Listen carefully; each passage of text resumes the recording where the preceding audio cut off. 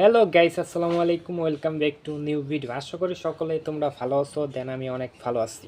মালয়েশিয়াতে যাওয়ার জন্য যারা দীর্ঘদিন ধরে অপেক্ষা করতেছেন তাদের জন্য আজকের খবরটা খুবই গুরুত্বপূর্ণ। প্রায় 70,000 বাংলাদেশি কর্মীকে মালয়েশিয়া পাঠানোর প্রক্রিয়া নিয়ে নতুন করে কাজ শুরু হয়েছে। মালয়েশিয়ার একটি 13 সদস্যের প্রতিনিধি দল ঢাকায় এসেছে এই কর্মীদের প্রশিক্ষণ ও মালয়েশিয়া পাঠানোর প্রক্রিয়া দেখার জন্য।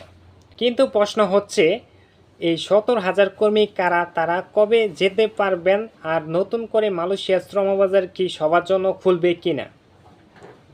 আজকের এই ভিডিওতে সব কিছু সহজভাবে আমি তোমাদেরকে বুঝিয়ে বলবো। প্রথমে 70,000 কর্মী বিষয়টি পরিষ্কার করে তোমাদেরকে বুঝিয়ে বলি।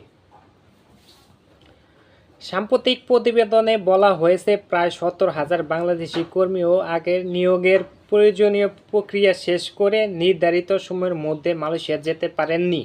ওই যে পূর্বে যারা যেতে পারে নাই তাদের জন্য মালয়েশিয়াতে যেতে পারেনি, এখন তাদের বিষয়টি সমাধানের জন্য মালয়েশিয়া একটি 13 সদস্যের প্রতিনিধি দল বাংলাদেশে এসেছেন। তাদের কাজের মধ্যে কর্মী প্রশিক্ষণ ও ডিপ্লোমেন্ট বা মালয়েশিয়া পাঠানোর প্রক্রিয়া তদাকরীন বিষয় রয়েছে। অর্থাৎ এই 70,000 কর্মীর বিষয়টি এখনও আবার সামনে এসেছে। এখানে একটা গুরুত্বপূর্ণ বিষয় আপনাদের জানতে হবে, সেটা হচ্ছে এই 70,000 কর্মী সবার জন্য নতুন করে আবেদনকারী নন। তাদের বড় অংশ আগের নিয়োগ প্রক্রিয়ার সঙ্গে যুক্ত ছিলেন এবং কি প্রয়োজনীয় আনুষ্ঠানিকতা ও সম্পন্ন করেছিলেন, কিন্তু নির্ধারিত সময়ের মধ্যে মালয়েশিয়া যেতে পারেননি। তাই কেউ যেন এই খবর শুনে মনে না করে 70,000 নতুন ভিসা খুলে গেছে এবং সবাই এখন আবেদন করতে পারবে। এই বিষয়টা আসলে পুরোটা কর্মীদের ডিপ্লোমেন্ট নিয়ে। তবে এই প্রক্রিয়া সফলভাবে এগোতে পারলে বাংলাদেশের মালয়েশিয়ার শ্রমবাজার নিয়ে নতুন আশার সৃষ্টি হতে পারে।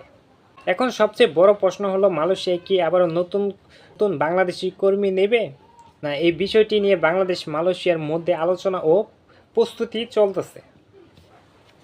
তবে ভাইয়েরা, এখানে আমি একটা কথা পরিষ্কার করে বলতে চাই, শ্রমবাজার খোলার আলোচনা আর সবার জন্য ভিসা খুলে গেছে এই জিনিস নয়।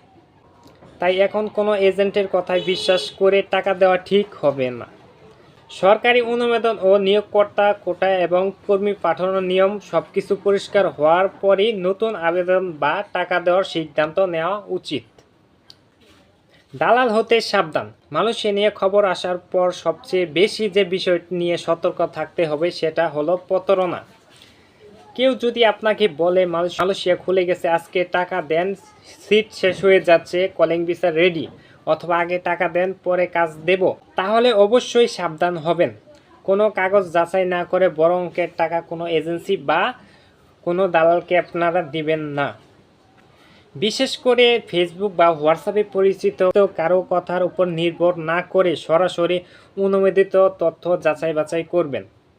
তো গাইস, তাহলে আজকের আপডেট মূলত কথা হচ্ছে, প্রায় 70,000 বাংলাদেশি কর্মীকে মালয়েশিয়া পাঠানোর প্রক্রিয়া নিয়ে কাজ চলতেছে এবং মালয়েশিয়ার 13 সদস্যের প্রতিনিধি দল ঢাকায় এসেছে। এটা অবশ্যই গুরুত্বপূর্ণ অগ্রগতি, কিন্তু এখনই বলা যাবে না যে সবার জন্য মালয়েশিয়ার ভিসা খুলে গেছে।